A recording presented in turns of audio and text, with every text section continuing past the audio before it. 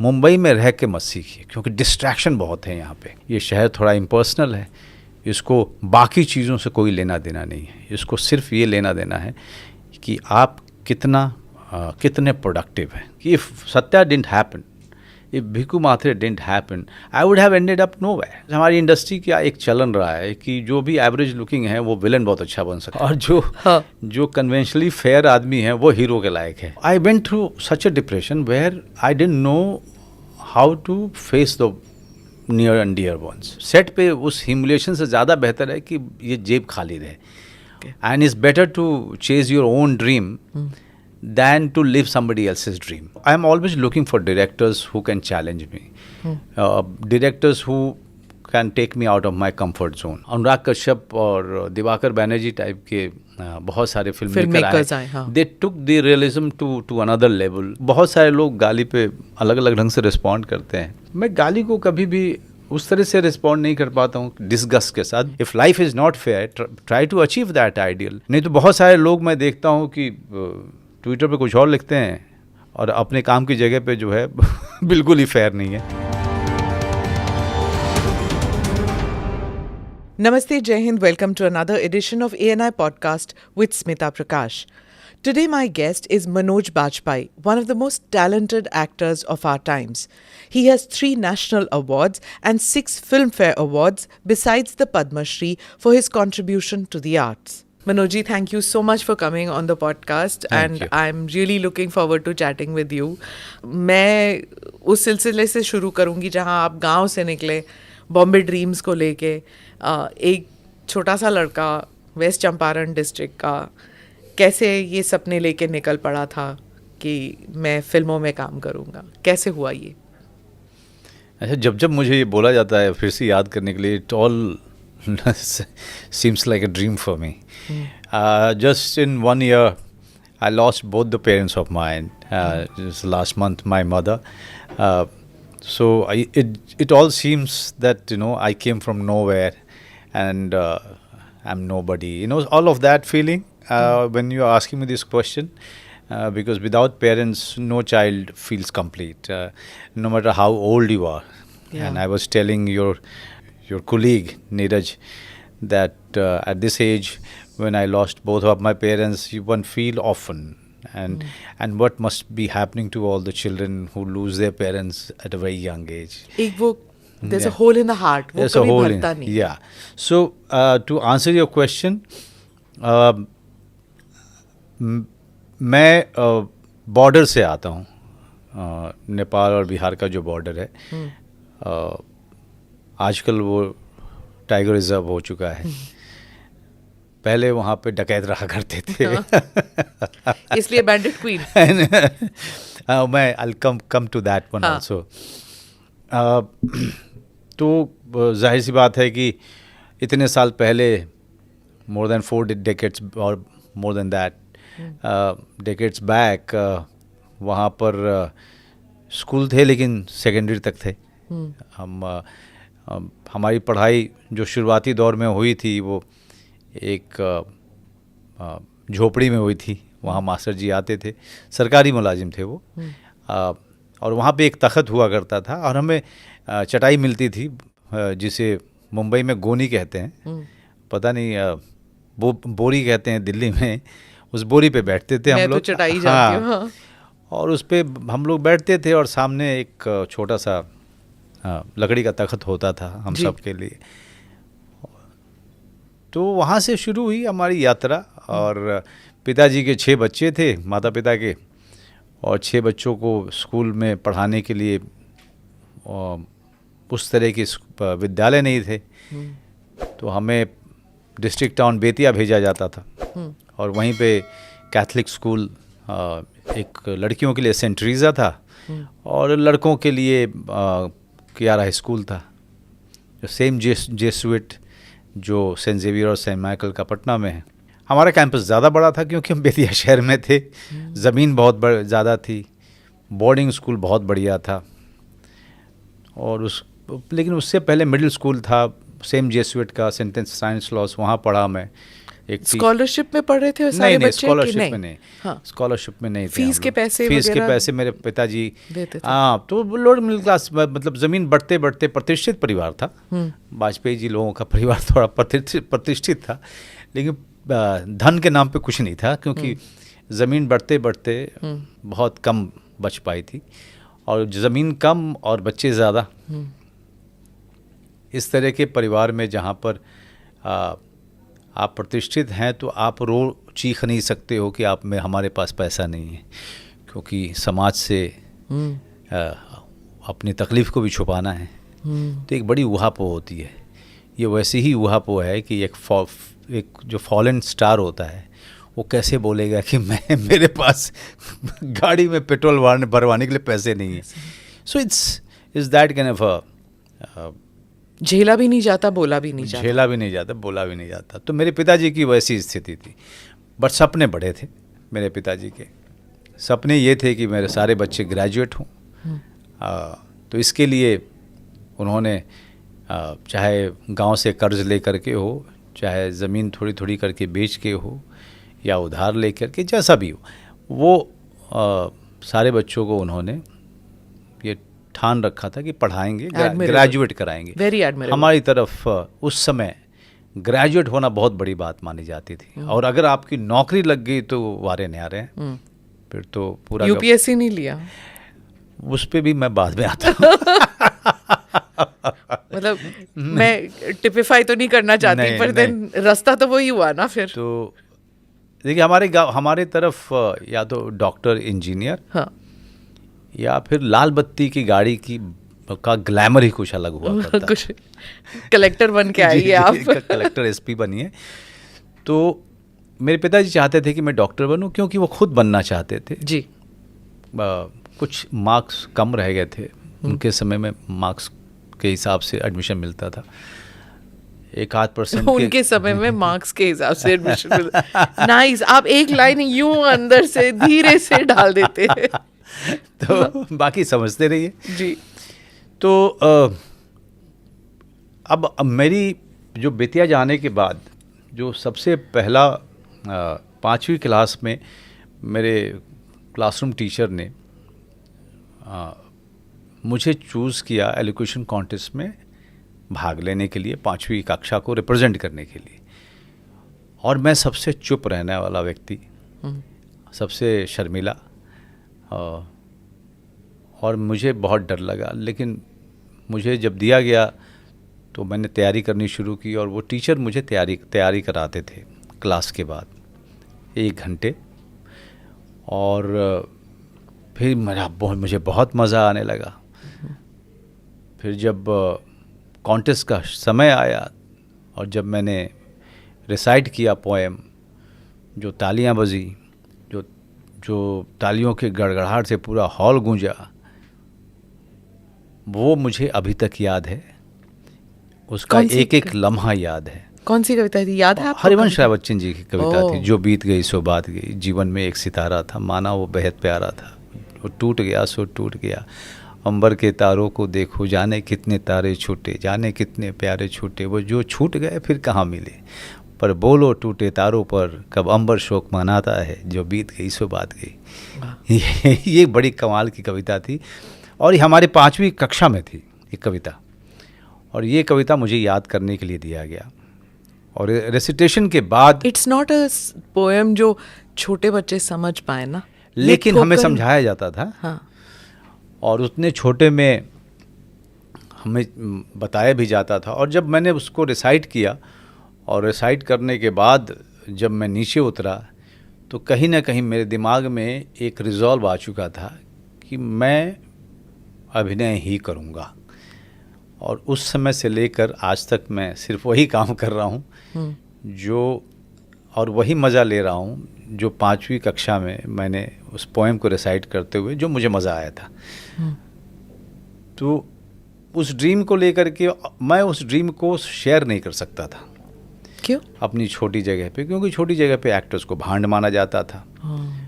और वो भी वाजपेयी परिवार, जहाँ पे विसल बजाना भी जिस परिवार में जो है पाप माना जाता था, जहाँ पर फिल्मी पत्रिका को पढ़ना जो है उस पर बिल्कुल पाबंदी थी, और मैंने अपनी सारी की सारी इच्छाओं को अंदर ही रखा।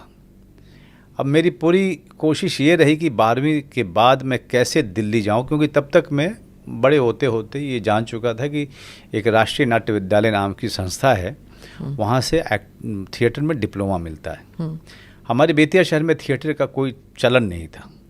पटना नहीं गए आप थिएटर में? नहीं, क्योंकि अब दिमाग लग चुका था मेरा कि स्कूल के बाद राष्ट्रीय नाट्य विद्यालय में अच्छा एडमिशन लेना है और उसकी तैयारी करनी है, तो दिल्ली पे दिमाग चला गया था। और हम जैसे लोग तो मतलब पटना भी नहीं गए थे उसके पहले। बीच बीच में अपने रिश्तेदारों के यहाँ किसी की शादी होती थी तो हम लोग बनारस ज़रूर जाते थे। पटना पहुँचे और वहाँ से ट्रेन लिए और फिर बनारस चले गए। पटना में कभी रुकना नहीं हुआ। पटना मेरे लिए एक बड़ा शहर था, कभी रुका नहीं वहाँ पे, ना कभी वहाँ के थिएटर सीन को जानने की कोशिश की। और मुझे ये लगा कि दिल्ली के उस संस्था से नसीरुद्दीन शाह, ओमपुरी, राज बब्बर, ये सब लोग निकले हैं, तो मुझे वहीं पे जाना चाहिए। 12वीं तक मैंने अपने पिताजी को, माताजी को ये बिल्कुल नहीं बताया कि मैं एक्टर बनना चाहता हूँ। डॉक्टर MBBS का एंट्रेंस एग्ज़ाम दिया, नहीं हुआ। तब मैंने अपने पिताजी को कहा कि मेरा मन नहीं लगता है बायोलॉजी में, मुझे UPSC करना है। चलो बेटा। तो उन्होंने कहा अच्छी बात है, तो जाओ पटना तैयारी करो। मैंने कहा नहीं, मैं दिल्ली में तैयारी करूँगा। उन्होंने कहा मेरी औकात नहीं है दिल्ली में तुमको पैसा भेजने की। मैंने कहा मैं कुछ ना कुछ करूँगा, ऐसा कि आधा मैं इंतज़ाम करूँगा, आधा आप दे दीजिएगा। ऐसा करके मैं अपने दोस्त के साथ दिल्ली चला गया, क्योंकि उसका बड़ा भाई हंसराज कॉलेज में पढ़ता था। दिल्ली में पहले सतवती में एडमिशन हुआ मेरा, फिर वहाँ से ट्रांसफ़र लेकर के मैं रामजस आया। रामजस आने के बाद पता चला कि सतवती कॉलेज के ही इस्लाम साहब जो थे वो नुक्कड़ नाटक किया करते थे, तो मैं उनकी नुक्कड़ नाटक की संस्था से जुड़ गया। मेरा उद्देश्य सिर्फ ये था NSD कि NSD में जाना है, लेकिन उसके पहले बहुत सारे एक्सपीरियंस लेने हैं मुझे। अच्छा। तो पूरी की पूरे 3 साल ग्रेजुएशन के पढ़ाई कम की, इतिहास पढ़ता था मैं, और सारे रूममेट्स UPSC की तैयारी करते थे। उनके चलते पढ़ाई मुझे भी करनी थोड़ी पड़ जाती थी। सब बदमाश थे, वो सबके सब तैयारी तो कर रहे थे, लेकिन साथ साथ उनको ये लग रहा था कि ये पता नहीं क्यों ये पागल हुआ पड़ा है भांडगिरी के पीछे क्या करता रहता है। लेकिन प्यार सब बहुत करते थे। मेरे कपड़े फट जाते थे तो अपना कपड़ा देते थे, मेरा जूता फट जाता था तो जूता देते थे, खाने के लिए पैसे नहीं होते थे तो खाना खिलाते थे। ऐसे करके मेरे 3 साल कटे। और नेशनल स्कूल ऑफ ड्रामा में एडमिशन के लिए जब मैं गया, तब तक मैं काफ़ी अनुभवी हो चुका था उस 3 साल में, लेकिन रिजेक्शन हो गया। उसके बाद 1 महीने तक माना जैसे कि मेरा सब कुछ लुट गया, क्योंकि मेरे पास प्लान B था नहीं। और प्लान B मैंने कभी बनाया नहीं, अपने जीवन में कभी नहीं बनाया। आज तक मैं प्लान B बनाता ही नहीं हूँ। उसके बाद 1 महीने तक मेरे दोस्तों ने मुझे सहारा दिया, मुझे डिप्रेशन से निकाला, और फिर मैंने रास्ता तलाश करना शुरू किया। फिर मंडी हाउस में ही मुझे एक थिएटर ग्रुप के लोग 365 दिन का वर्कशॉप कर रहे थे, जो सारे NSD एलुमनाई थे। मैंने उस वर्कशॉप को ज्वाइन किया, उस ग्रुप को ज्वाइन किया, बहुत सीखा एलुमनाई से। फिर बैरी जॉन। तो जब NSD में रिजेक्शन हुआ, कहा जाता है कि आप डिप्रेशन में यू इवन वेंट कि मैं I went through such a depression where I didn't know how to face the near and dear ones. और जब आपका सिर्फ प्लान B होता है तो आपको ऐसा लगता है शायद दरवाजे बंद हो गए आपके लिए। हर चीज़ जो आपने रास्ता बनाया था सब कुछ बंद हो गया। तो उस दौरान में एक पासिंग थॉट, एक बड़ा सुसाइडल सा पासिंग थॉट आया था, लेकिन उसको लोगों ने हेडलाइन बना दिया कि मनोज बाजपेयी सुसाइड करने वाले थे। ऐसा नहीं था। पासिंग थॉट जो डिप्रेशन में आते हैं उस तरह का मुझे हुआ था। लेकिन मैं स्मिता, मैं आपको सच बताऊं, मैं बड़ा कठोर जिगरे वाला आदमी हूँ। मैं जल्दी टूटता नहीं हूँ। मैं भगवान न करे ऐसा कभी ज़्यादा बड़ी परीक्षा देने पड़े, लेकिन अभी तक जितनी परीक्षा भगवान ने ली है उसको पूरे ताकत के साथ उसको फेस किया है। और सपोर्ट स्ट्रक्चर जो आपके दोस्त इर्द गिर्द थे वो सब उन्होंने बहुत संभाला। हाँ, और उस वक्त शायद ये डिप्रेशन, ये शब्द, ये अल्फाज लोग जानते नहीं थे। ये मॉडर्न वर्ल्ड की एक चीज़ें हैं जिसको मेंटल हेल्थ को करके हम लोग जिस पे हम लोग बात कर रहे हैं। ज़रूरी है, बात करनी भी चाहिए, उसका अवेयरनेस भी होना चाहिए। और लेकिन कहीं ना कहीं जब फैमिली सिस्टम टूटता है तो डिप्रेशन जो है एक बीमारी का रूप ले लेता है। पहले फैमिली सिस्टम सोसाइटी का अपना एक सिस्टम हुआ करता था जो एक दूसरे को संभाल लेता था। अभी कोई सोसाइटी कहने को सोसाइटी है लेकिन अंदर में क्रम्बल कर चुकी है। फैमिली कहने को है लेकिन वो कम्प्लीटली प्रिवेसी के नाम पे लोग बोलते नहीं हैं। फिर अब भी प्रिवेसी के नाम पे अपने आप को दरवाजे के पीछे रखते हैं। और बड़े सेल्फ सेंटर्ड भी हम हो चुके हैं जब से हमने संयुक्त परिवार को छोड़ा है। हम आपके तो 6 भाई बहन थे तो हमारे हम तो मतलब एक दूसरे का हाथ पकड़ करके आगे बढ़ते रहे। अब सारे भाई बहनों के एक ही बच्चा है और सबके सब एक एक फ्लैट में रहते हैं और हम सब अलग अलग रहते हैं। तो वही संयुक्त परिवार अब जो है अब सिर्फ 3 लोगों का परिवार हो गया, 3 लोगों का। तो उन 3 लोगों के बीच में जो समस्याएं आएंगी वो तीनों लोग एक समय पर रह नहीं पाएंगे एक दूसरे के लिए। बाहर की सोसाइटी से संपर्क कट चुका है तो ये होता है। लेकिन अगले साल फिर दिया, फिर नहीं हुआ NSD में, जबकि मैं काफ़ी अनुभव ले चुका। फिर बैरी जॉन के साथ काम करने का अवसर मिला, उन्होंने एकदम से मुझे अपने साथ रख लिया। उनको मैं असिस्ट करता था, उनके लिए नाटक करता था। दिल्ली में तो वो लेजेंड थे, एकदम बहुत बड़े थिएटर पर्सनालिटी थे जिनके साथ कोई भी NSD का एलुमनाई हो या फिर NSD का स्टूडेंट हो उनके साथ काम करना चाहता था। And I became his right hand person, blue eyed boy. और वो नहीं चाहते थे कभी कि मैं NSD में जाऊं, वो चाहते थे कि मैं उन्हीं के साथ जो है काम को सीखूं और वो पूरी मुझ पर मेहनत भी करते रहे। ऐसा करते करते मेरा अपना अनुभव भी बहुत बड़ा होता रहा। बाहर मंडी हाउस में एक अच्छा खासा नाम भी कमाता रहा मैं रंगमंच में। बैरी के साथ भी रहा, बाहर में अपना ग्रुप भी बनाया NK शर्मा के साथ मिल के, जिसे बाद में एक्ट वन नाम से जाना गया। बहुत बड़ा ग्रुप बना वो और बहुत नाम कमाया मैंने रंगमंच में। लेकिन NSD जो है उसने 4 बार उसने मुझे नहीं लिया। एक कोई किताब बननी चाहिए, कोई तो लिखे कि कौन से ऐसे एक्टर्स हैं जो टॉप नॉच बन गए जिसे NSD ने कहा नहीं भाई you are not worth our while, है ना। कोई किताब ऐसे बहुत अच्छा NSD के साथ में कमाल है कि मैं उस संस्था का और उसके पूरे स्ट्रक्चर को मेरा अपना मानना है कि it's one of the best in the world. और लेकिन उस समय में सिर्फ 18 लोगों का चयन होता था। अब उन 18 में कुछ सीट लड़कियों के लिए रिजर्व थी, कुछ सीट जो है SC ST के लिए रिजर्व थी और कुछ सीट फॉरेन कंट्रीज़ के स्टूडेंट के लिए रिजर्व थी। ले दे के बचते थे 10 या 11 सीट जिस पे कि पूरी मार कटाई होती थी।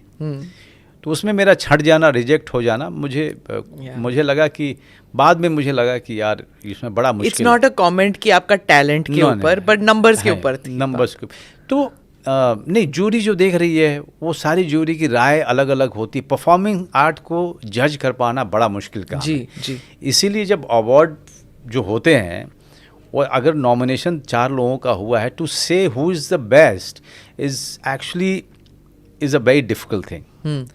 उस दिन जिसकी कुंडली अच्छी होगी उसको मिल जाता है बेस्ट एक्टर मिल जाता है, जिसके ग्रह वगैरह सही चल रहे हो। It's a very difficult thing to say कि 4 अलग अलग जॉनर में 4 अलग अलग एक्टर ने अपने बेस्ट दिए हैं। तो उस अलग अलग जॉनर में आप कैसे ये कह पाएंगे कि ये ज़्यादा बेहतर है या वो ज़्यादा बेहतर है। जिसकी कुंडली उस रात को सही चल रही है, चलिए वो शैम्पेन का ग्लास उठाएगा। तो 4 बार ही आप रिजेक्ट हो जाते हैं। बैरी जॉन तो खुश होंगे कि चलो ये मेरे पास ही रहेगा। हाँ, मैं तो उन्हीं के साथ रहा, ये कहीं नहीं जाएगा। मैं 7-8 साल उन्हीं के पास रहा and 7-8 years that's a long time. That's a long time. overstayed in Delhi in theatre. लेकिन और मुझे भी समझ नहीं आ रहा था कि मैं यहाँ से निकलूँ कैसे. एक पॉइंट, सैचुरेशन पॉइंट भी आ गया एक्ट 1 और बैरी जॉन के साथ में.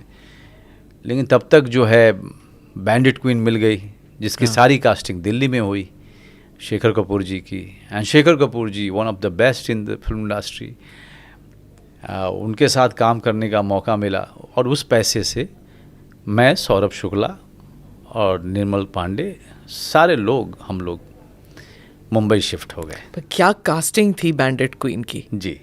आई मीन, एंड आप कहाँ से, where did you learn from that कि मैं Shekhar Kapur, like he was he a moulding actor director कि मैं अपने हिसाब से एक्टर को काम कराऊंगा, और was he an open thing कि आप जिस तरह करना चाहते हैं नहीं, किरदार वो निभाएं. वाह, उनका कमाल था. शेखर कपूर इसीलिए एक्टर्स डायरेक्टर माने जाते हैं. वो कास्टिंग अपने विजन के हिसाब से, अपने इंटरप्रिटेशन के हिसाब से करते हैं हर कैरेक्टर की कास्टिंग.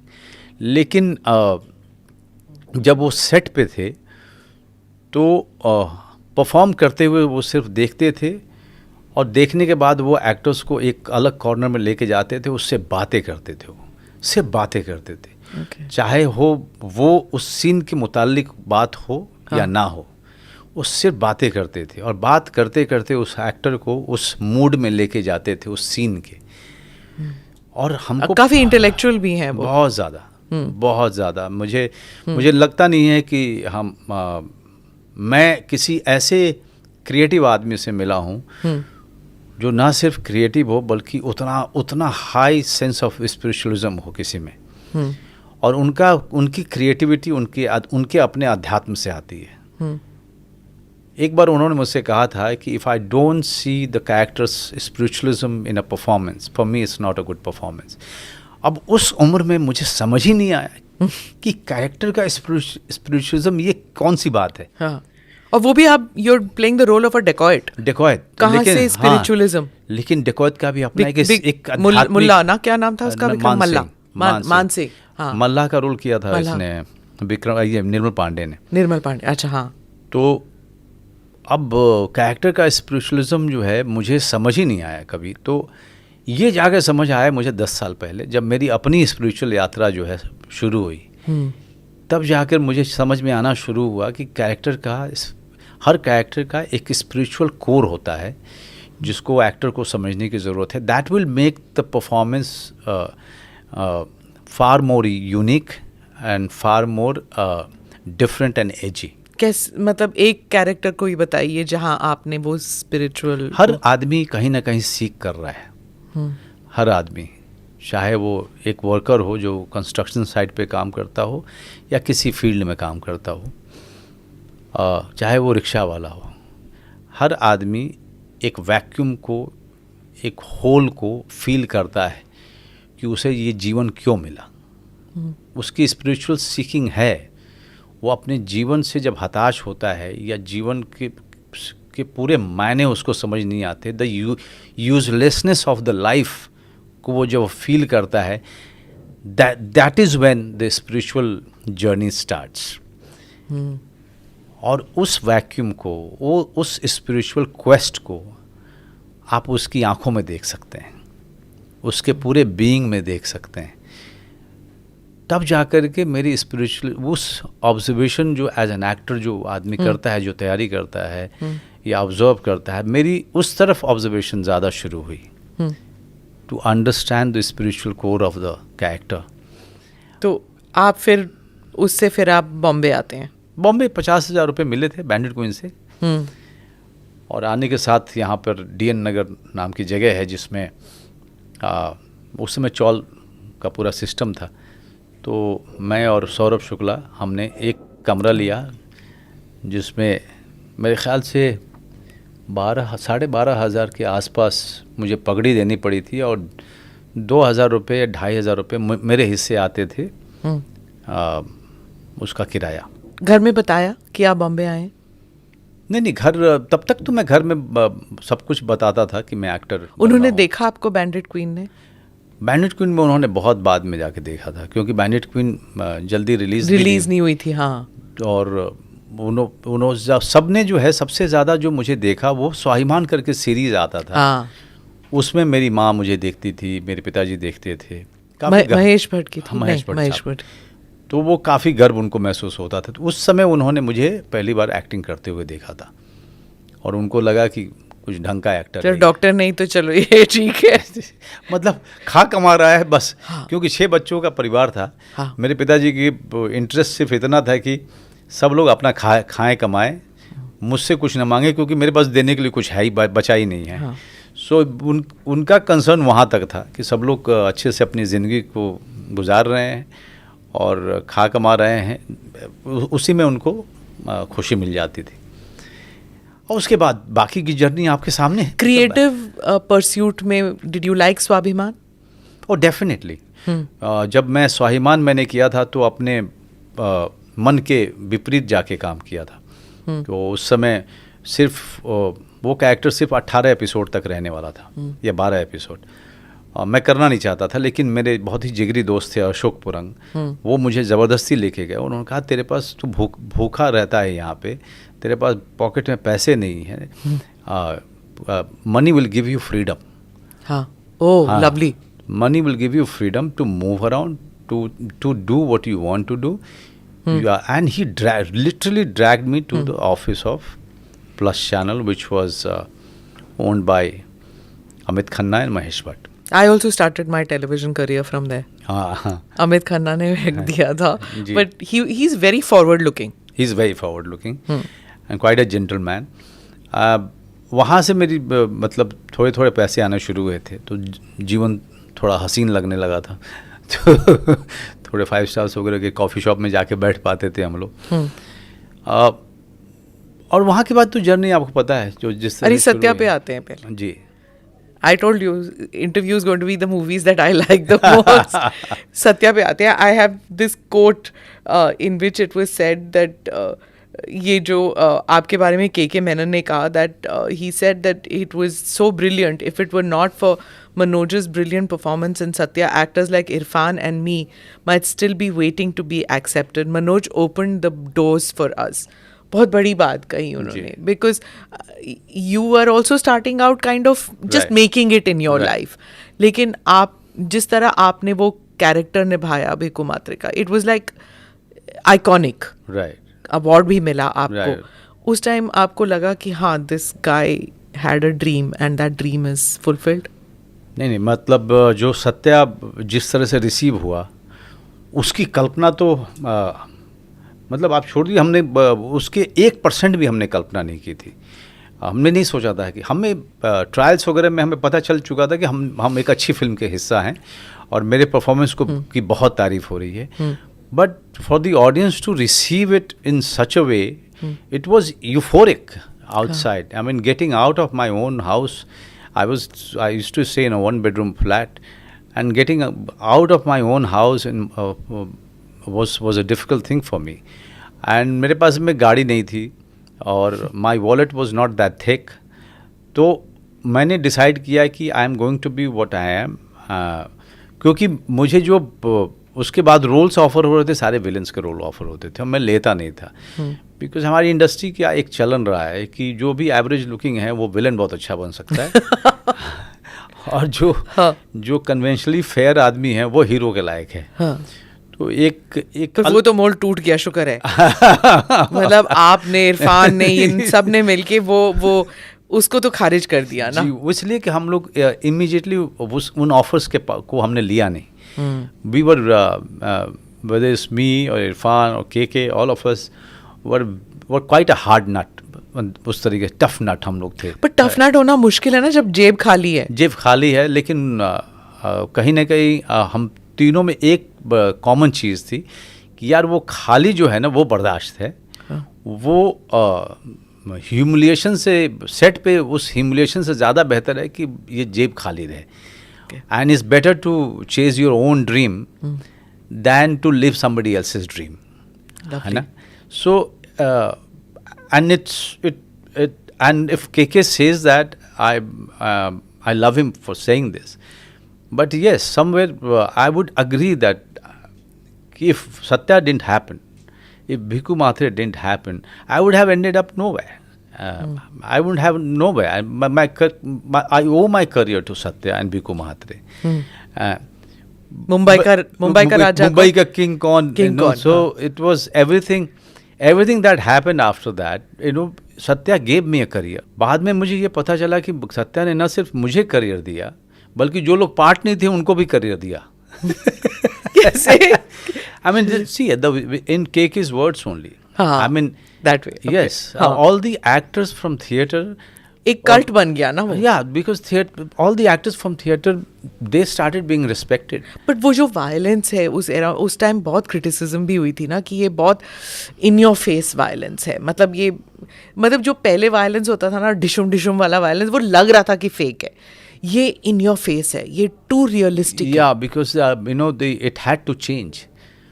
हर 2 decade के बाद एक चेंज होता है.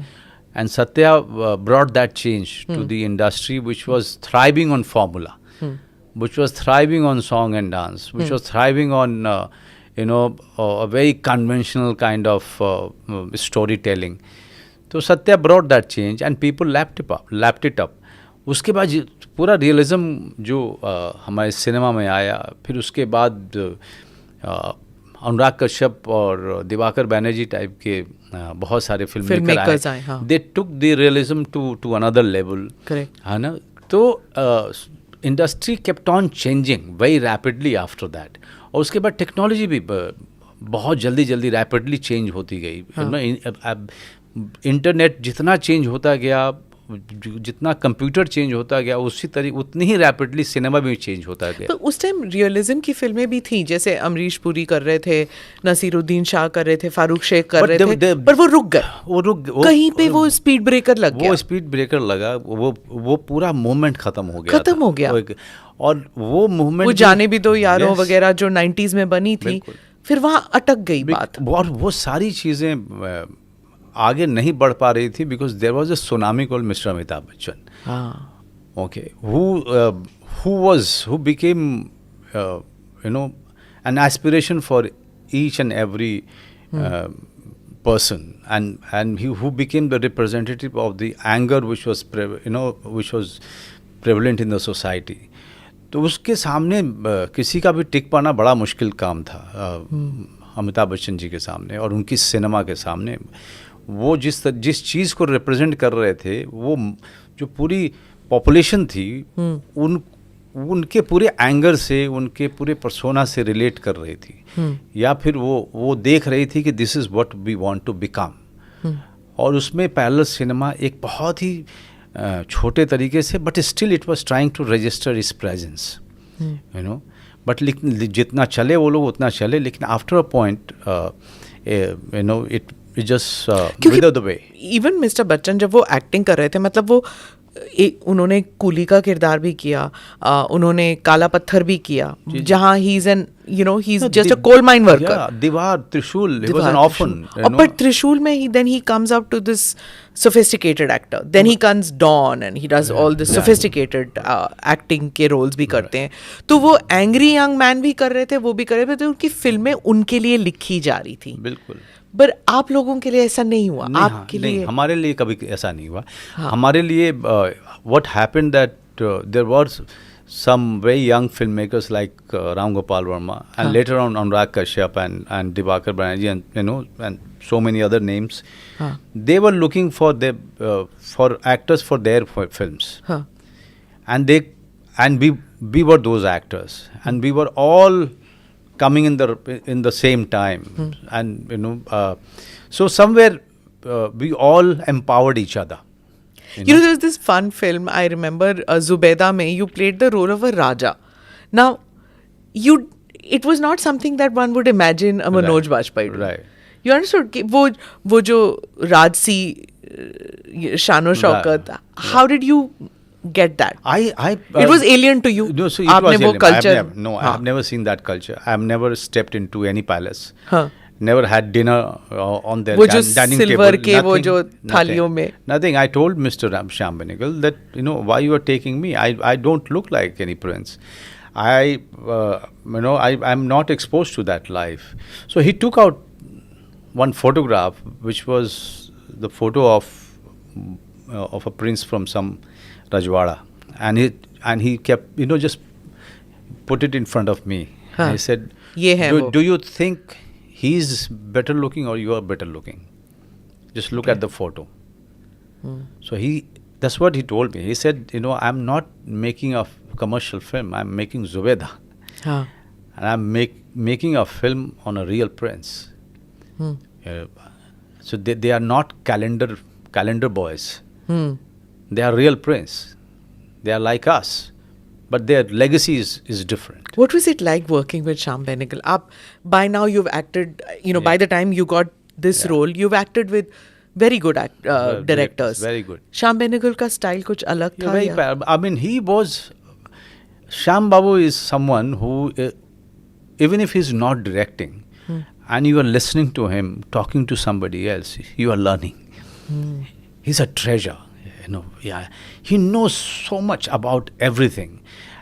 Just for instance, if he's looking at this cup, he can tell you exactly when they started making cups of this shape. Encyclopedia. हाँ. Everything. तो आप उनके साथ बैठ के absorb कर रहे थे? I was listening to him, but he made me work very hard on my character. कैसे? So, readings. How should I say my lines? How should I get up? What should be my posture? How the makeup should be done on me? And what should be my walk? Stiffly. Yeah. What should be my walk? And every morning 5 o'clock I used to be in race course learning horse riding. Pehli baar. All the polo shots that you see in the film. You did it. I did it. I learned polo playing, and it was dangerous. It was dangerous, but I had to work very hard to do those shots for the film. Did you like doing these things कि नई चीज सीख रहे हैं? Oh, definitely. Definitely. I mean, this is the perks of being an actor. You get to go to so many places that you've never been to. You get to meet thousands of people every day. Get an opportunity to work with so many individuals, not only actors but the assistant directors and the spot boys and lightmen. So many people you are interacting with every day. Apart from just moving from one place to another, living in different places, is such a huge perk. So you're playing the role of a Raja Maharaja. और उसके बाद आपने इतने सारे roles किए हैं where you are a फौजी, you're a police guy. That I mean, especially Ayari, which I saw recently, it was so fabulous. It's as if you're from a family of a फौजी. कुछ भी आप में आपके acting में कुछ भी फेक नहीं लगता, the way you do it. Now it's become like you expect कि अगर फौज पे मूवी बनेगी तो मनोज बाजपेयी होंगे उसमें. You perform that perfectly. Thank you. So, do you like doing those roles? I like being part of authentic scripts. Okay. If you ask me what I like, I like being part of the endeavor, of some great creative people like Neeraj Pandey. Okay, I am always looking for directors who can challenge me, directors who can take me out of my comfort zone. Directors whose work excite me.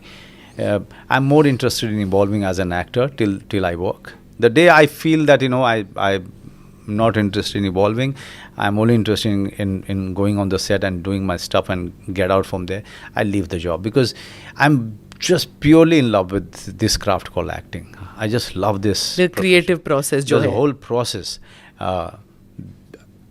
People say, people ask me many times, does it affect you that the film has failed? Does it affect you that the film, how do you respond to the success of this film or that film?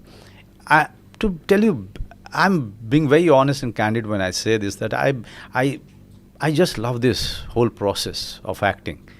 After that, it is not in my hand. तो success या awards?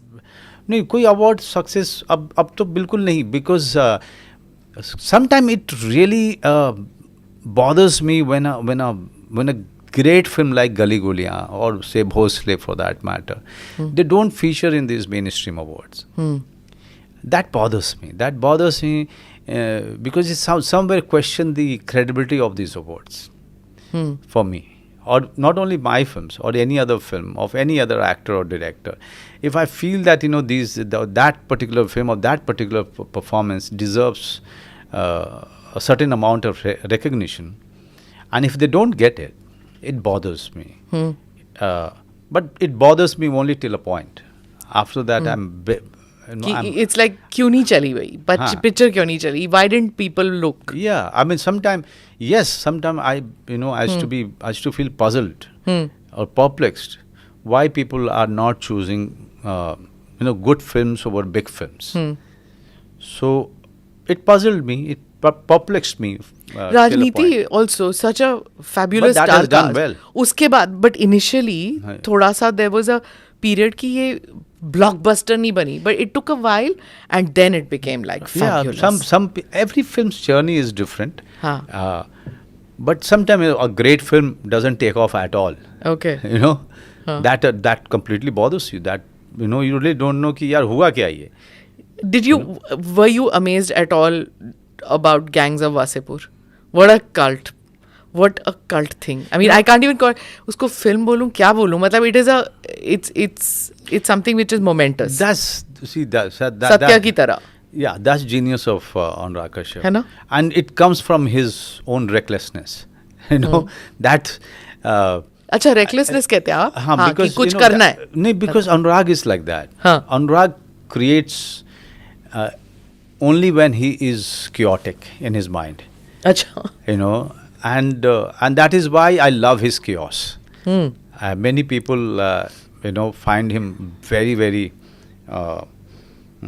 mercurial sometime, or sometime very moody, or sometime not so organized, but I love it. उस disruption में creativity है. He cannot create if there is no chaos in his mind. हाँ. If he's not surrounded by what you call by doubts, conflicts, if he's not surrounded by that, he cannot create. And Gangs of Wasipur or Devdi happened because of his own chaos. And I, sometimes when we are about to work with each other, I'm only praying कि हे भगवान इसको chaos दो. इसको chaos दो, बहुत सारा chaos दो, क्योंकि बहुत great उसके creative juices निकलते हैं उसमें. हाँ, but ये भी कहा जाता है ना कि like the best poetry is when the poet was extremely sad, yes, dejected. Yeah. उसमें सबसे ज़्यादा creativity निकलती है. तो but it also takes out a lot, है ना? Character. But he is like that. Some people are like that. Same is with Ram Gopal Verma. और Anurag Kashyap for that matter, और देवशीष मुखी. थोड़ा सा खिसका हुआ होना चाहिए ना, थोड़ा chaotic तो होना ही चाहिए ना क्रिएटिव पर्सन को. अच्छा, पर उसके बाद आपको ये नेगेटिव रोल्स आने लग गए थे. You were with gangs of Wasseypur, सबको आने लग गए होंगे उस फिल्म के. गैंग्स ऑफ वासेपुर के तो बात नहीं है, क्योंकि वो सत्या के बाद ही हुए. उसके बाद लोगों को, इंडस्ट्री को पता चल गया कि we can't dictate him, he will do what he wants to do. इसको मरने दो साले को. ये खत्म हो जाएगा, अपने आप ही खत्म हो जाएगा ये, है ना. तो लोग गाली दे देंगे. अब तो खैर गाली देने पे भी जो है एनर्जी वेस्ट नहीं करते हैं. नहीं, उनको क्या यहाँ पे आके गाली दो. That is what it has become. I have seen even in the when you're in one of the I don't remember which one I recently saw, in which you're driving and वो जिस तरह आपके मुंह से वो गाली निकलती है, said my God I am this man. मैं भी जब दिल्ली में ड्राइव कर रही होती हूँ, वो फटाक से गाली निकलती है कि क्या मतलब, अपने बच्चों को भी like it just comes so naturally when you do that. But मुझे बहुत सारे लोग गाली पे अलग अलग ढंग से रिस्पॉन्ड करते हैं, और मैं गाली को कभी भी उस तरह से रिस्पॉन्ड नहीं कर पाता हूँ डिस्गस्ट के साथ. बिकॉज हम लोग बचपन से जब बड़े हो रहे थे तब तो हम आसपास में घरों में मतलब यही सब देखा है, सुना है. तो कभी मुझे लगा नहीं कि गाली हमारे जीवन का हिस्सा नहीं रही है. और जब सिनेमा में गाली होती है तो अचानक से लोगों के जो नैतिक पक्ष हैं ऐसे उफान मारते हैं वो मुझे समझ में नहीं आता है। वो मुझे कतई समझ में नहीं आता है कि घर में या समाज में, बाहर में, हाँ। आप अगर आपके घर में गाली नहीं देते हो, which is fantastic, I envy you, लेकिन जैसे ही आपका बच्चा घर से बाहर निकलता है, वो आके बताता तो नहीं है कि वो गाली दे रहे थे, वो गाली दे रहे थे। वो सब कुछ सुन रहा है, जज्ब कर रहा है, कुछ सीख रहा है, कुछ नहीं सीखता है। लेकिन उसको आप उसका कान कैसे बंद कर सकते हो कि भाई अभी जब गाली आई तो अचानक से उसके ठेपा लग गया, ऑटोमेटिक ऐसा होता नहीं। समाज में अलग अलग तरीके से लोग हैं और कहानियाँ वहीं से निकलती हैं, सोसाइटी से ही निकलती हैं कहानियाँ। नहीं तो आप सिर्फ मार्वल की फिल्में बनाते रहिए। We were talking about your films in which you're a Fauji, you're a policeman. आप फिर वो you take that natural course जब आप politician बनते हैं. It's as if you're born into politics. और दूर दराज तक कोई पॉलिटिक्स में नहीं था आपके फैमिली में। हाँ, लेकिन आप बिहारी आदमी हो तो पॉलिटिक्स वो ब्लड में है। ब्लड में है हमारे। हम सुबह की शुरुआत अखबार पढ़ने से हमेशा होती रही है। बचपन में हम जब बहुत छोटे थे, 12 साल की उम्र के थे, तो हम तो खुद अखबार नहीं पढ़ते थे, लेकिन पिताजी कहते थे पढ़ के सुनाओ। अच्छा। या बड़े बाबूजी बोलते थे इधर आओ, ये ज़रा ये पढ़ो ज़रा सा क्या, और हम ज़ोर ज़ोर से पढ़ते थे। तो हमारी ट्रेनिंग ऐसी ही हो जाती थी। और फिर ज़ोर ज़ोर से बहुत ही वॉलेटाइल डिबेट्स जो ख़ानदान में होते थे, एक इस पार्टी का था, एक दूसरा पार्टी का, बस आपस में जो वॉलेटाइल डिस्कशन डिबेट्स होते थे, which used to end up nowhere. तब फिर भी एनिमेटेड जो है, तो वो पॉलिटिक्स इसलिए जैसे कि दुनिया बदलने वाली है आपके उस डिनर टाइम कॉन्वर्सेशन में। सरकार बदल जाती थी। सरकार उसी वक्त बदल, हाँ, सरकार बदल देते थे लोग। हाँ। सारी मिनिस्ट्री चेंज हो जाती थी उस दिन। पर बॉम्बे में अलग ही किस्म का वर्ल्ड है ना, पॉलिटिक्स से बिल्कुल ही कोई नाता नहीं है। नहीं, उस समय तक हम लोग भी उसके बहुत ही इंटरेस्टेड रहते थे, लेकिन मुंबई शहर एक अलग कैरेक्टर है मुंबई शहर का अपना। और यहाँ अगर आप मुझसे पूछें कि अब मैं कितना इंटरेस्टेड, मेरा इंटरेस्ट ही नहीं है अब, क्योंकि एक शहर का, इस शहर का कैरेक्टर ऐसा है कि आप इसमें ढल जाते हैं। हम लोग, आप ढल जाते हो इसमें। अब इतने साल हो गए यहाँ भी रहते हुए, अब तो लगता ही नहीं कि हम किसी और जगह के हैं, अब लगता है कि हम यहीं के हैं। और जीवन सुबह शुरू होती है और शाम को ख़त्म होती है, तब तक आप सिर्फ भागते रहते हो, अपना काम किसी तरीके से ख़त्म करने में लगे रहते हो। उसमें राजनीति की कोई गुंजाइश ही नहीं है। तो राजनीति में इंटरेस्ट ही नहीं है, क्योंकि जब आप एक्ट करते हो तो ऐसे लगता है जैसे कि you are a political person.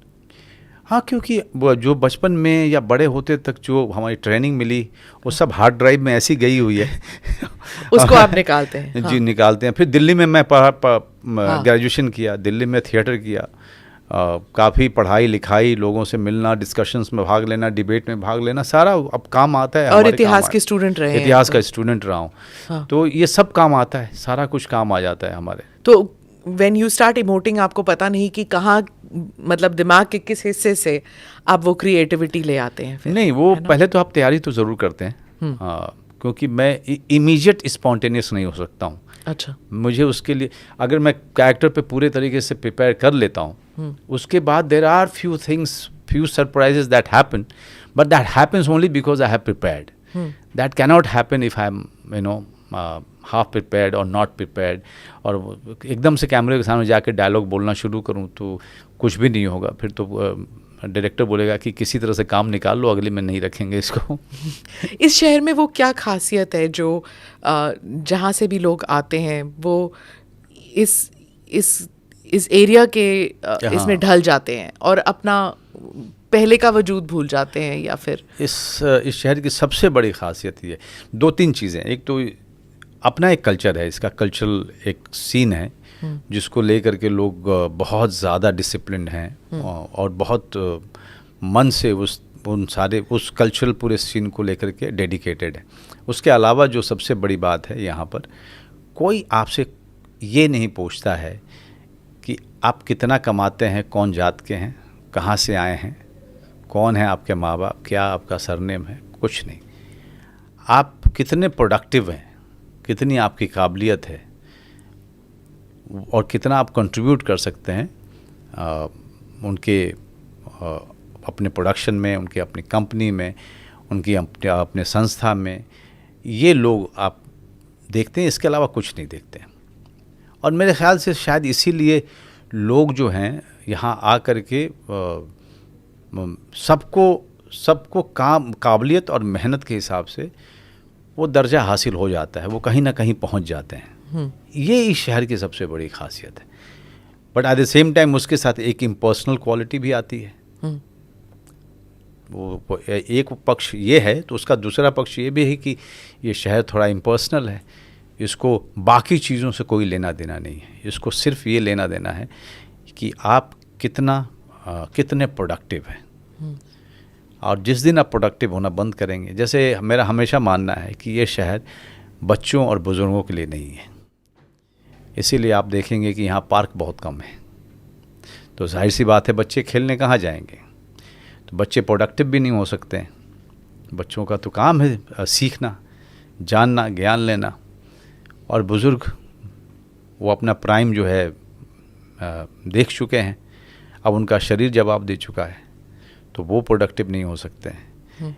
इसीलिए मैं हमेशा लोगों को कहता हूँ कि एक समय तक काम कीजिए, उसके बाद उत्तराखंड में अपना घर देख लीजिए या किसी गांव में, और वहीं अपना रिटायरमेंट गुजारिए। क्योंकि बड़ा शहर, कॉस्मोपॉलिटन शहर, चाहे वो मुंबई हो चाहे न्यूयॉर्क हो, इम्पर्सनल, यहाँ पे बूढ़े लोगों के लिए कोई जगह नहीं है।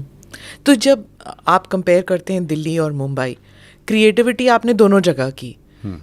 हाँ, बॉम्बे में ज़्यादा की क्योंकि आप यहीं पे फिल्म, लेकिन मेरी पूरी लर्निंग दिल्ली में हुई। दिल्ली के थिएटर सीन ने मुझे बहुत दिया, या दिल्ली यूनिवर्सिटी ने मुझे बहुत दिया। दिल्ली यूनिवर्सिटी ने मुझे न सिर्फ ज्ञान दिया, मुझे पढ़ना लिखना सिखाया, मुझे व्यवहार सिखाया, मुझे रंगमंच सिखाया। और दिल्ली के रंगमंच से मैंने सारे क्राफ्ट सीखे, और अच्छे अभिनय को करना और देखना और अप्रिशिएट करना सीखा। तो जो भी मैं कर रहा हूँ, वो सारा कुछ जो सीखा वहाँ था, उसको मैंने आगे बढ़ाया है। तो सीखने का काम मैंने हमेशा वहाँ से किया।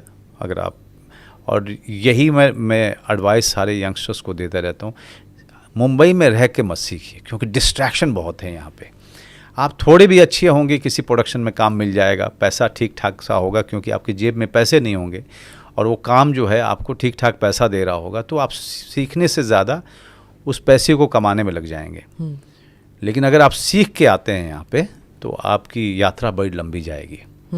आप बिहार से लोग आते हैं आपसे बात करने, पूछने के लिए कि हम कैसे बने एक्टर? मैं बिहार से भी आते हैं और बाहर से भी। और मैं कभी कभी एनएसडी जाता हूँ वर्कशॉप लेने के लिए, या फिर किसी और संस्था में जाता हूँ वर्कशॉप लेने के लिए। वहाँ के जो स्टूडेंट्स हैं वो सब मिलते हैं, पूछते हैं, बातें करते हैं। जो अच्छे हैं, काबिल हैं, उनके साथ संपर्क लगातार बना रहता है मेरा। उनको ढाढ़स देना, दिलासा देना कि सब अच्छा हो जाएगा, या उनको एक राह दिखाना, किसी तक पहुंचाना, ये काम मैं कर देता हूँ। क्योंकि बहुत से लोग कहते हैं ना कि एक लेवल पर पहुंचकर, एक मुकाम पर पहुंचकर लोग नीचे नहीं देखना चाहते कि कहाँ से, किस सीढ़ी से ऊपर चढ़ के आए थे। सो सक्सेसफुल पीपल, मेंटर्स बनना ज़रूरी है उनको फॉर जूनियर्स, है ना? मैं तो हमेशा रहा हूँ, इसलिए और क्योंकि वर्कशॉप में लगातार कंडक्ट करता रहा हूँ, अभी भी करता हूँ जब भी खाली मौका लगता है। उसी एनएसडी में? ना, उस एनएसडी देखिए मैं एनएसडी की लेकर के, मेरे जैसे मैंने कहा कि मैं बहुत ही सम्मान की नज़र से देखता हूँ। और मैं तो निवेदन करूँगा कि ऐसे एनएसडी सारे स्टेट्स में खुलने चाहिए, ताकि सारे जो टैलेंटेड लोग हैं उनको एक संस्था में काम करने का मौका लगे, सीखने का मौका लगे। क्योंकि बाहर में रोजी रोटी कमाना और सीखना बहुत मुश्किल काम होता है। जी। और हर कोई मनोज बाजपेयी नहीं है कि ये काम, दोनों काम जो है और उसी तरीके से करता रहे, लगातार करता रहे, भूखे पेट होकर के करता रहे। और भूखे पेट होकर के करना कोई ज़रूरी चीज़ नहीं होनी चाहिए। उसको रोमांटिसाइज करना, उसको रोमांटिसाइज करने की ज़रूरत नहीं है। ये दिक्कत वाली बात है। किसी को भी कोई भी जो सीखना चाहता है, उसके लिए एक संस्था हो जहाँ पे वो सीख सके, जहाँ पे उसका पेट भर सके और वो लगातार पढ़ाई कर सके या ज्ञान हासिल कर सके। ये सुविधा हर किसी के पास होनी चाहिए। आप इतने सारे सक्सेसफुल एक्टर्स, टैलेंटेड एक्टर्स के साथ काम कर चुके हैं. Who inspires you, even if it could be younger person, older person, which group of actors, अगर आप, if you have to pick? Nawazuddin Siddiqui, I'm sure, is one of them. Nawaz started with my play. Yeah. When I was doing theatre in Delhi. I love him. I simply admire him and his journey as an actor. Irfan has inspired so many, so many actors. Such a brilliant actor that he was. Tabu is there. KK Menon. KK Menon's craft is impeccable. And तो ये लोग तो मेरे समय के हुए, मेरे साथ के हुए. लेकिन आगे में जैसे विजय वर्मा है या राजकुमार है, जयदीप है, ये सब लोग बहुत अच्छा काम कर रहे हैं. अभी और भी बहुत सारे हैं. कुछ एक्टर्स ने मेरे साथ काम किया, जैसे सनी हिंदुजा है, बहुत अच्छा एक्टर है. एक जतिन करके लड़का है, बहुत ही बढ़िया एक्टर है. ऐसे बहुत सारे हैं. लड़कियां हैं बहुत सारी है. रसिका बहुत अच्छा काम करती है. Rasika Dugal, I think she is one of the finest. And OTT platforms has given such an opening to brilliant range of actors जो पहले नहीं थे. बिल्कुल नहीं था. और मैं हमेशा कहता हूँ कि सिर्फ हमारी सिनेमा में इतनी औकात नहीं थी कि इतने टैलेंट को काम दे सके. कैपेसिटी नहीं, राइटर्स, डायरेक्टर्स, प्रोड्यूसर्स, बिल्कुल नहीं. आज कोई भी अच्छा जो क्रिएटिव आदमी है, चाहे वो परफॉर्मर है या फिर एडिटर है, वो या कैमरामैन है या डायरेक्टर है, कोई खाली नहीं है. हर कोई काम कर रहा है. What an amazing time that we are living in. सब के सब एक बिजी हैं, काम कर रहे हैं, because of so many avenues available. Satellite TV है, OTT है, आपको इंटरनेट पे कितना कंटेंट बन रहा है, फिर आपको थिएटर व्यूइंग है. तो कुल मिला जुला कर के किसी के पास समय नहीं है. कोई खाली नहीं बैठा हुआ. हाँ. एंड वो जो पहले होता था ना, फोटो लेके एक प्रोड्यूसर के पास, दूसरे के पास जाके फोटो देना. अभी कास्टिंग डायरेक्टर का काम बढ़ गया है. हाँ. कास्टिंग डायरेक्टर्स, बहुत सारे कास्टिंग डायरेक्टर्स तो मुझे फ़ोन करते हैं, जो मेरे जानने वाले हैं, कि इस उम्र का एक लड़का या लड़की चाहिए, और ऐसा दिखता हो, कोई है क्या अच्छा एक्टर. वो मुझसे पूछते हैं क्योंकि सारे अच्छे एक्टर्स बिजी हो गए. और they are picked up. Okay. But that's a good thing also, isn't it? That's a great thing. That's a great thing, right? हाँ, नहीं तो हमारे सत्या करने के बाद 9-10 महीने घर पे बैठे हैं. हाँ. क्योंकि ढंग का काम नहीं है हमारे पास में. हाँ. पर आप कॉम्प्रोमाइज करने को भी तैयार नहीं थे, नेगेटिव रोल्स नहीं करना चाहते थे, वो सब. हाँ, मतलब कोई भी एक्टर क्यों करना चाहेगा जो उसके ड्रीम में जो चीज़ नहीं है. हाँ. उसका ड्रीम कुछ और है. हाँ. और आप कुछ और दे रहे हो. उसका मन है आलू परवल की सब्जी खाने का, आप कह रहे हो नहीं आलू पनीर की सब्जी खाओ. हाँ. तो उसका मन है मटन खाने का, आप कह रहे हो नहीं आज जो है कोफ्ता बना रही हूँ. So I have to ask you about this also, कि nepotism की बात जब चलती है, that you know don't that there is a group कि हम उन्हीं को रोल्स देंगे, और फलां की पिक्चर उस दिन नहीं निकलेगी क्योंकि मेरे भतीजे की पिक्चर उस दिन निकल रही है. ये प्रैक्टिस चलता था. बोलने को तैयार नहीं है लोग, but it was an unsaid thing. ये चलता था. नहीं, देखिए, बोलने को क्यों नहीं तैयार है भाई. देखिए, नेपोटिज्म ये बड़ी बेकार की बहस है. मैं हमेशा कहता हूँ ये बहुत ही बेकार की बहस है, क्योंकि ये एक प्राइवेट एंटरप्राइज है.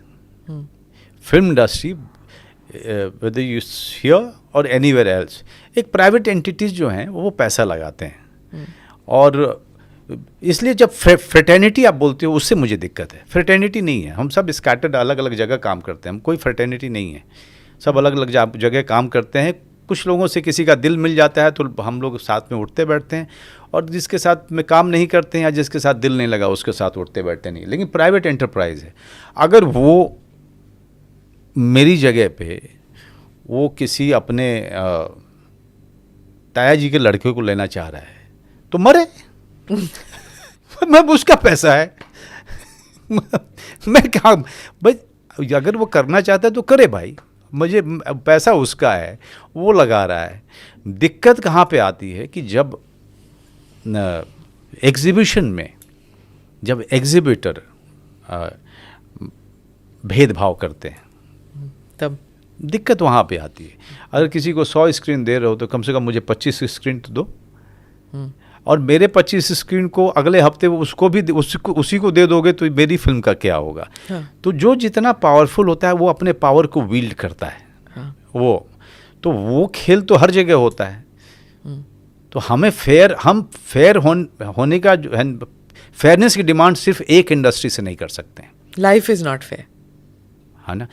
खैर वो क्यों नहीं है, उस पे वो एक आइडियल है जिसको अचीव करने की कोशिश करनी चाहिए.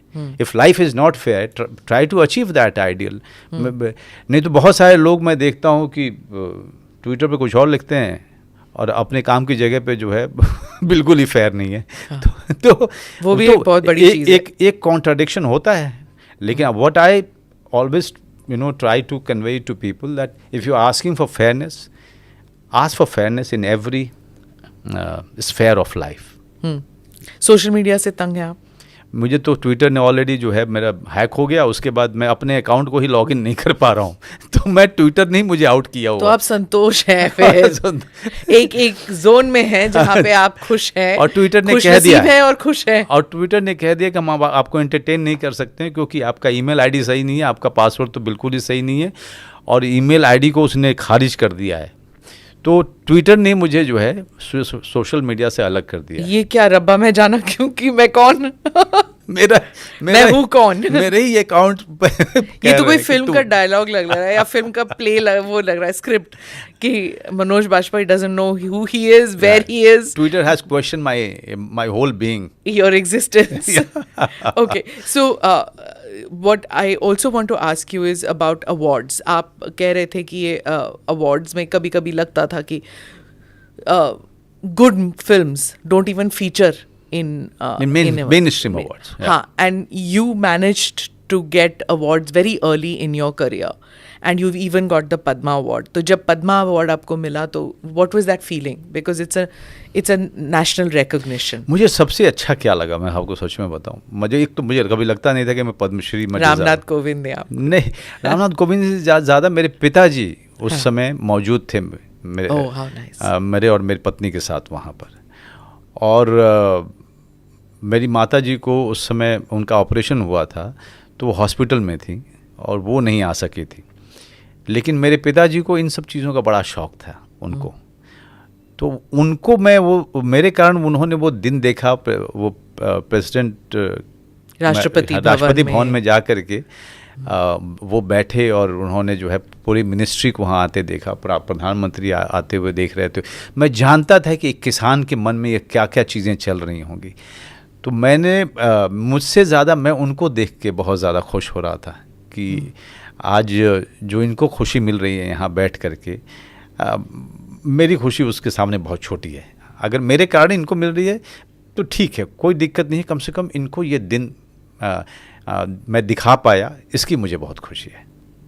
It mattered a lot. It mattered a lot to me because he was. उन्होंने क्या कहा फिर आपको जब the ceremony was over? नहीं, उन्होंने बात किया, और राष्ट्रपति जी से बात किया, प्रधानमंत्री जी से बात की. जब सब लोग वो सारे अवार्डीज़ के पास से गुजरते हैं, वो लोग बात करते हैं, तो जिस तरीके से कैसे हैं, मेरा नाम ये है, और मैं उनकी जो पूरी इनोसेंस है, जो एक फार्मर का वो मैं, और गांव वाले का वो मैं देख रहा था कि किस इनोसेंस के साथ वो बातचीत कर रहे थे. क्या कहा राष्ट्रपति ने, उनसे बात की? नहीं, वो बात कर रहे थे कि देखिए आपको गर्व महसूस हो रहा है ना, आपके बेटे ने जीता. तो मैंने अगर आप मुझसे पूछें तो मैंने बिल्कुल बात नहीं की, क्योंकि मैं चाहता था कि मेरे पिताजी बात करें, चाहे वो राष्ट्रपति जी हों या प्रधानमंत्री जी हों, वही बात करें और उनको ये अनुभव हो कि मैंने राष्ट्रपति जी से, मैंने प्रधानमंत्री जी से, मैंने रक्षा मंत्री जी से, मैंने सारे मिनिस्टर से बात किया. मैं चाहता था कि वो बात करें, क्योंकि वो बातूनी थे मेरे पिताजी, और बहुत बात करते थे, अपने इनोसेंस, बहुत ही इनोसेंट टॉक करते थे. बट उनको वो सारे इनोसेंट टॉक्स जो उनके मैं थोड़े से दूर से सुन रहा था, मुझे बड़ा अच्छा लग रहा था. इट्स अ टचिंग मोमेंट है ना. More than that, I mean touching moment से ज़्यादा मेरे लिए ये बहुत ज़्यादा खुशी का समय था. अगर आप मुझे कहें कि सबसे ज़्यादा खुश मैं सबसे ज़्यादा खुश था जब मेरे पिताजी राष्ट्रपति जी से बात कर रहे थे. हाँ, इट्स वेरी स्ट्रेंज ना कि one would think that you meet a successful person की सबसे ज़्यादा खुशी कब हुई मैंने पहली गाड़ी ली या मैंने पहला बंगला लिया या मैंने पहली बार प्लेन में चढ़ा? नहीं, मैं सबसे ज्यादा खुशी हुई to see my father happy. Because to tell you the truth, the materialistic achievements are not achievements for me. I don't even count them. That's a very personal achievement. And achievement भी नहीं है. Those are the byproducts of what I do. मेरे सपने में ये कभी नहीं आया कि मैं ये मैंशन होगा या ये बड़ा अपार्टमेंट होगा, ये बड़ी गाड़ी होगी. These are the things that I could buy because I could afford it. That's it. अगर मैं अफोर्ड नहीं कर पाता तो वो मुझे जो मैं अफोर्ड कर पाता उसी में मेरी एक अच्छा मतलब एक दूसरे को प्रेम करने वाला परिवार है छोटा सा. हम लोग बड़े खुश रहते हैं. मेरे लिए मैटर ये करता है कि what I have done that day. The process was fruitful or not. Did I enjoy that days of shoot or not? Could I achieve the whatever I wanted to achieve that day in my craft or not? So ये सब चीज़ें बड़ी matter करती हैं. ये materialistic चीज़ें मुझे मेरी पत्नी को बिल्कुल. आपने कहा कि आप स्पिरिचुअल हैं. I mean there is a journey that started for me and for my wife. We don't talk about it because most of the people will never understand what I say or what we do. But since beginning we've never been materialistic. Money gives you freedom. और इस शहर में materialistic होना बहुत आसान है. It's very easy. आप Anywhere. चक्रव्यूह में फंस जाएंगे. See anywhere. Smita, let's not blame only this city. I have seen it even in our village. Materialism is everywhere. जहाँ पे लोग फ्रिज, गाड़ी और कितनी ज़मीनें हैं और आपका मॉड्यूलर किचन है कि नहीं, फिनिस्ता का आपका विंडो है कि नहीं, इन सब चीज़ों से आपका आकलन करते हैं. तो ये सब जगह है. ये सिर्फ मुंबई शहर में नहीं है. दिल्ली भी उतना ही मटेरियलिस्टिक है. But we are lucky, both me and my wife, that our seeking has been very, very intense. We are very lucky that our journey has started under our spiritual guru, and that's in the right direction. Sir, आपका fitness regime बताइए हमको, because you have remain constant all along. आपके कोई sudden wait sprouts ये सब थे नहीं. आप हमेशा you looked fit and agile. तो how does Manoj Bajpayee keep fit? You know, for 15 years, 16 years back, when I realized that now the partying should stop. क्योंकि अब जो है जो भी खा पी रहा हूँ वो बदन में लग रहा है. उसके बाद सब बहुत सारी चीज़ें छोड़ी, जिसमें से स्मोकिंग भी था और एक हार्ड लिकर था. दोनों ही मैंने इमीडिएटली ड्रॉप किया. In one day I dropped it. तो I am that be quite blessed. Withdrawal नहीं हुआ? नहीं, I am blessed with will power. अच्छा. हाँ, I am quite blessed with will power. तो जब छोड़ा तो एक ही दिन में दोनों चीज़ें छोड़ी. बीवी ने बोला? नहीं, बिल्कुल नहीं. खुद लगा? हाँ, खुद ही. मेरी वाइफ तो कहती है कि अगर हस्बैंड एक्टर हो तो उसको बोलने की ज़रूरत नहीं है, क्योंकि actors are so self conscious कि वो खुद ही कर लेते हैं. तो अभी उसका नाम इंटरमिटेंट हो गया है, लेकिन हमारे घर में रात को किचन नहीं चलता है, बिल्कुल नहीं. और मेरी बेटी तो अभी बोर्डिंग में रहती है, तो we have all the more reasons not to operate the kitchen in the evening या एट ऑल. सनडाउन के बाद कुछ नहीं? सनडाउन के बाद कुछ भी नहीं होता है. देन और अब आजकल उसका नाम इंटरमीडिएट दे दिया है. आयुर्वेद में तो कई सालों से जो है सनडाउन के बाद कहते हैं कि भाई आपको नहीं खाना है. 14 घंटे 16 घंटे की आपका you have to have your stomach empty, है ना. तो 14 घंटे आप खाते नहीं हैं? नहीं, मैं तो कहीं खाता हूँ. कितनी बार 18 घंटे नहीं खाता हूँ, वो तो छोड़ दीजिए. 18 घंटे? हाँ, कई 16 घंटे 18 घंटे. And very conscious of what you eat and how much you eat. That's तो सुबह उठ के? हाँ, सुबह उठ करके गर्म पानी पीजिए. हाँ. उसमें जीरा वाटर पीजिए, गरम अजवाइन डाल के पीजिए. ये सब अलग अलग टोटके. तला हुआ नहीं खाता है? तला हुआ वो कभी बिहार गया, मैं गांव गया. हाँ. तो वहाँ पे एक छोटे वाले समोसे को सिंघाड़ा बोलते हैं. हाँ हाँ. उसके जैसा सिंघाड़ा कहीं नहीं मिलता है इस दुनिया में. कोलकाता में भी नहीं? ना. अच्छा. ऊषा सिंघाड़ा बहुत हाँ। मैं बेतिया शहर में लाल बाज़ार पे नहीं लाल बाज़ार नहीं लाल बाज़ार पे आपको वैसा सिंघाड़ा देखिए, मुंह में पानी आ रहा है मेरे। वो लाल रंग की चटनी के साथ, लाल रंग की चटनी के हाँ। साथ, और केचप वेचप नहीं। अरे यार मुझे मुंह पानी आ रहा है अभी तक मेरे। तो वहाँ जाता हूँ, फिर मैं नहीं सोचता हूँ, फिर मैं खा करके पी करके सब आता हूँ वहाँ से, मतलब वहाँ के खाने वाने खाता हूँ संतुष्ट होकर के। हाँ। क्योंकि गांव जब जाते हैं तो फिर पुराने दिन याद आते हैं, उसके कारण आप खाते हैं। अदरवाइज जल्दी सोना, 10 बजे तक 10:30 बजे। आप पार्टी में नहीं जाते? नहीं जाता हूँ मैं। मैंने नहीं देखा आपके फोटोज। लोग जानते, अब तो लोगों ने बुलाना भी बंद कर दिया है, क्योंकि वो जानते हैं कि नहीं आएगा, तो इनविटेशन वेस्ट क्यों करना है। अच्छा, तो आपको ये सब नहीं अच्छा लगता? Yes, and the early morning meditation, अपना क्रिया योग मेडिटेशन, फिर उसके बाद योगा या माइल्ड जॉग के लिए जाना, फिर उसके बाद फ्री हैंड, फिर physiotherapy exercises, all of that. मेरा सुबह का रूटीन बहुत लंबा चौड़ा होता है। अच्छा। तो अगर मेरा डायरेक्टर कहता है कि 7 बजे शूटिंग पे आना है, हाँ।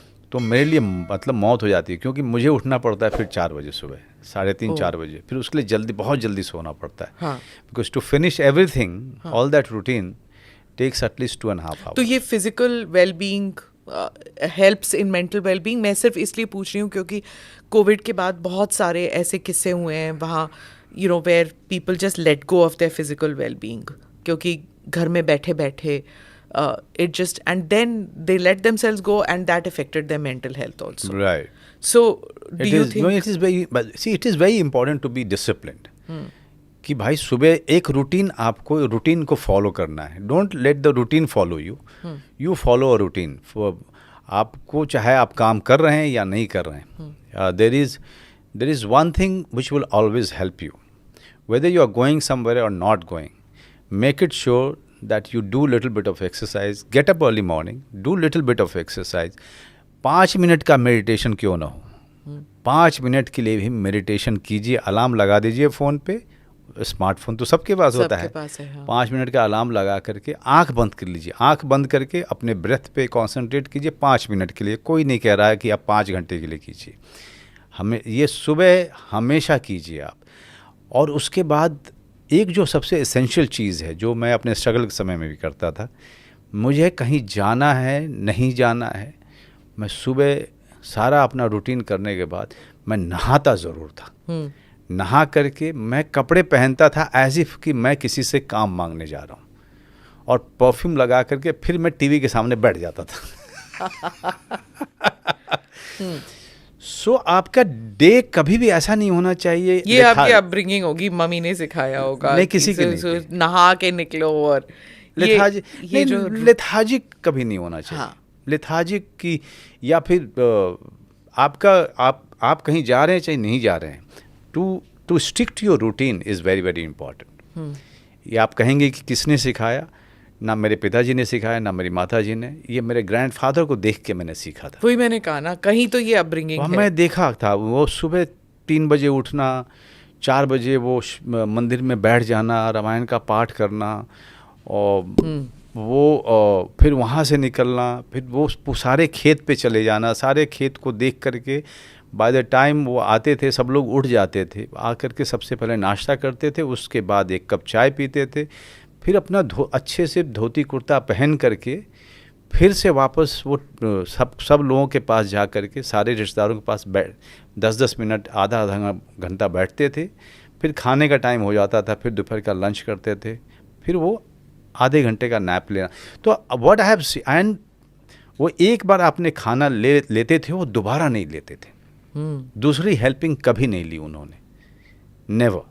You're saying this, we were just talking about President Ramnath Kovind, former. तो जब वो प्रेसिडेंट थे तो मुझे मौका मिला कवरेज करने का, और उनकी जो फिटनेस इंस्ट्रक्टर हैं, तो उनके फिटनेस इंस्ट्रक्टर ने मुझे बताया exactly what you're telling me about your grandfather, कि वो ऐसे रूटीन के पाबंद हैं, और वो इतने अपने फिजिकल एक्सरसाइज वगैरह उसको बिल्कुल नहीं, मतलब उस उम्र में भी जो उनकी उम्र थी जब वो प्रेसिडेंट थे, there was an army physical instructor who was with him, who he would make sure कि वो मुझे सुबह रोज मेरे से एक्सरसाइज कराए, और वो मतलब नाप तोल के खाते थे, हाँ, ज्यादा नहीं, कम नहीं, बिल्कुल, मतलब बिल्कुल जितना खाना चाहिए, जितना अपने शरीर को चाहिए उतना ही, बिल्कुल। और उतना मेरे ग्रैंडफादर कहते थे कि हमेशा जो है 75% आपका स्टमक भरना चाहिए, 25% हमेशा खाली होना चाहिए। आप वही करते हैं? हमेशा हर किसी को करना चाहिए कि अपनी भूख से कम खाइए। जब आप भूख से कम खाएंगे तो डाइजेशन जल्दी मन होता है। मानता है? मान जाता है। मन तो आपका है ना, कंट्रोल। हाँ, आपका मन है वो, किसी और का मन नहीं है। तो आप उसको बोलिए कि मान जा, मैं तुझे फिर से 4 बजे दूंगा। अभी के लिए इतना ही है। That puts the routine. So where does your career take you from now? Finally, I want to ask you कि अब क्या वो मुकाम है जहाँ पर मनोज बाजपेयी पहुँचना चाहते हैं? मकाम तो कुछ नहीं, मकाम पर किसी मकाम पे नहीं पहुँचना चाहता था मैं कभी भी। मैं अपनी रोजी रोटी एज एन एक्टर कमाना चाहता था, वो कई सालों से कमा रहा हूँ। तो मेरा अगर सही पूछे तो जो मकाम सोच के चला था वो तो बहुत पहले वो पा चुका मैं। अच्छा जी, कि मैं अपनी रोजी रोटी एक अभिनेता के तौर पे कमा रहा हूँ और उसको लेके मुझे बहुत क्रिएटिव परस्यूट होता है कि हाँ मैं ये करना चाहता हूँ, कभी वो हो चुका। एक था कि मैं एक ऐसी फिल्मोग्राफी तैयार करना चाहता हूँ जिस पे मुझे सबसे ज़्यादा गर्व हो, या कोई भी मेरे अगल बगल वाला हो उसको बहुत गर्व हो। वो भी एक तरीके से मैं कहूँ तो टचवुड वो भी हासिल होगा कि अराउंड ईयर बैक मैं और मेरी वाइफ सुबह जो है कॉफ़ी पी रहे थे and she suddenly said that your filmography even now is quite envious. You know, it's quite what do you call? Your filmography is something that anyone is going to envy. Okay. And that time I realized that तब तो इसका मतलब कि that thing I have knowingly unknowingly achieved. हाँ, धीरे करके एक ईंट करके इमारत तो बन गई, ये बना दिया है। हाँ। और ऊपर से पोचारा उसकी ना पुताई कर रहा हूँ मैं। उसकी अभी जो and I'm so happy and I'm proud, I'm very proudly I'm saying that the 6 projects that I have completed last year, all of those are going to be what do you call, are only going to add to that filmography of mine. So tell me, would you ever think कि you could get into politics? Since 24 years I am being offered. हाँ, I know, इसलिए मैं पूछ रही हूँ। Since 24 years now, and मेरे अंदर से कभी आवाज़ नहीं आई, कभी भी नहीं। हर पार्टी ने मुझे अप्रोच किया है। इस हिंदुस्तान में सिर्फ उन्हीं पार्टियों ने अप्रोच नहीं किया जो साउथ में हैं, जो साउथ की पार्टीज़ हैं। नहीं तो हर पार्टी ने, हर दल ने मुझे अप्रोच किया। बड़े नतमस्तक होकर के, विनम्रता के साथ सबको मना किया मैंने। उसका कारण सिर्फ इतना है कि मेरा ये काम को छोड़ के किसी और चीज़ में दिल ही नहीं लगता। मैं किसी भी जगह छुट्टी मनाने में जाता हूँ तो वापस आ जाता हूँ, क्योंकि मुझे फिर से कैरेक्टर पे काम करना, उसके प्रोसेस में जाना, उसके लिए सारी तैयारी करना, उन सब चीज़ों पे मेरा मन लगा रहता है। और शायद मुझे लगता है कि जिस दिन वो एक्साइटमेंट ख़त्म हो जाएगा, मैं फिर किसी और जगह शिफ्ट हो जाऊँगा। वापस उसी गांव में, शायद पहाड़ में अपने secondly, I'm very happy and blissful when I'm doing my own spiritual practice. Okay. So that seems to be very important in your life at this stage, है ना? I think now it is getting too intense. Okay. It is getting too intense with time. So what are the projects you're working on right now? Any films that we should look forward to? So the 6 projects that I have completed, Smita, starting with Gulmohar. Shamila Tagore ji is coming back after 15 years. Gulmohar is a story which is set in Delhi. You would love it. Yes, I live in Gulmohar Park. Gulmohar Park. So look at the coincidence. Okay. So then there is a series called Soup for Netflix, directed by Abhishek Chaubey. Soup. वो क्या बना, मतलब जैसे soup होता है, शोरबा। हाँ, शोरबा वैसे ही है। बहुत ही amazing. Abhishek Chaubey, who is one of the finest director of our country. And then you have Banda. Banda is a story of a lawyer. The story is set in Jodhpur. That is one. And then quite a few projects. no, many. Joram. Joram, which is set in Jharkhand and Bombay, Okay. which is also selected in Rotterdam Film Festival Okay. in competition. And then Kanu Bahal's Dispatch. Roni Skurwala is the producer. Then you have Ram Reddy's Pahadon Mein. So that will be that we have an American collaboration. और ये सब 2023. Hopefully. Wow. So you've Yeah. been busy during COVID time also filming, that means? I think I have been shooting, every day. Oh. So only time I didn't shoot when the first lockdown happened. Acha.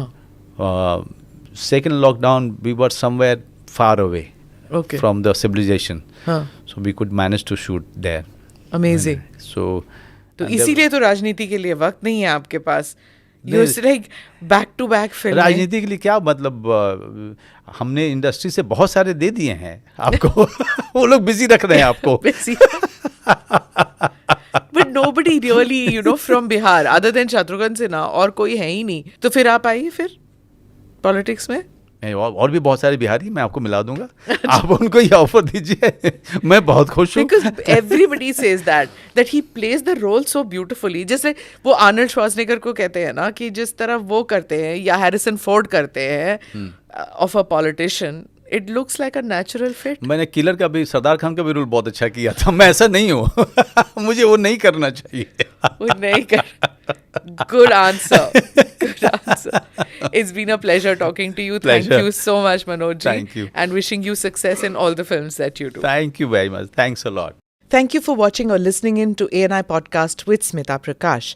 Do like or subscribe on whichever channel you have seen this or heard this. Namaste. Jai Hind.